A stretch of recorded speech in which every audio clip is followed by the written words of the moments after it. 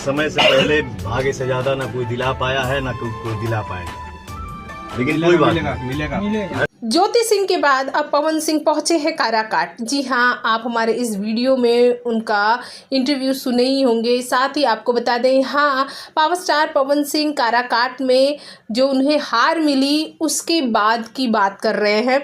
और तो और पवन सिंह यहाँ ये बता रहे हैं कि वो पहले कलाकार हैं और फिर उसके बाद कुछ और है। हाँ, जीवन में हार जीत लगी रहती है और ये बहुत अच्छी बात है कि पावर स्टार पवन सिंह बहुत ही पॉजिटिव वे में इसे लेकर जाते हैं।